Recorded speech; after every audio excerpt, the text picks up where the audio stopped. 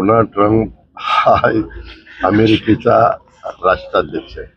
त्यांनी काय निर्णय घ्यायचा काय नाही घ्यायचा हा त्यांचा अधिकार आहे. तो त्यांना तिथल्या जनतेने निवडून देऊन दिलेला आहे. परंतु त्यांनी कुठलेही निर्णय घेतले ते त्याचे पडसाद हे जगाच्या मध्ये अनेक देशांच्यावर होतात, आयात निर्यातीच्या बाबतीमध्ये. त्याच्यामुळं ते मधीच निर्णय घेतात, कधी फोन करून आपल्या पंतप्रधानांना शुभेच्छाही देतात, पुन्हा म्हणतात पण बाबा माझा आणि त्यांचे चांगले संबंध आहेत. माझ्या माहितीप्रमाणे आता पियुष गोयल पण काही कामाच्या निमित्तानं तिकडं चाललेले आहेत.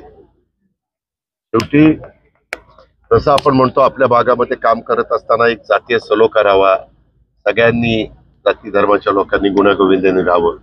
तसं जगाचा विचार करत असताना पण जगामध्ये एक चांगलं वातावरण राहावं, पीसफुल वातावरण राहावं, साधारण बहुतेकांची अपेक्षा. राहुल गांधी आता हायड्रोजन आता निवडणुका कधी झाल्या, मी काल सांगितलं बाबांनो, निवडणुका ते जिंकले, काही राज्य त्यांनी जिंकली ना, म्हणजे तेलंगणा, कर्नाटका अशी काही राज्य.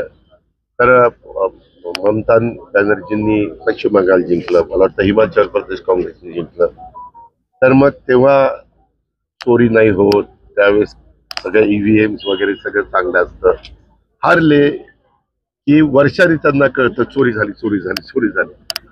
त्यावेळेस होतं, मलाही सगळ्यांना पत्रकार मित्रांनो माहिती, यादी प्रसिद्ध होती. त्यावेळेस तिथल्या बूथच्या सहकार्यांनी, बूथ कमिटीनं, काही जण पन्ना कमिटी करतात, अशांनी सगळ्यांनी ते बघितलं पाहिजे. ज्यात काही चुकीचं असेल तर लगेच ते नोंदवलं पाहिजे, लगेच अधिकारी त्याची नोंद घेतात. परंतु फेक नरेटिव्ह अशा पद्धतीनं सेट करायचं हे बरोबर नाही. मागे त्यांनी संविधान बदलणार असं सांगून एक फेक नरेटिव्ह सेट करण्याचा प्रयत्न केला, त्याच्यामध्ये त्यांना काही प्रमाणात यश आलं. त्याच्यावर त्यांनी आता हा दुसरा मुद्दा हातामध्ये घेतलेला दिसतोय, परंतु त्याला काही तथ्य नाहीये.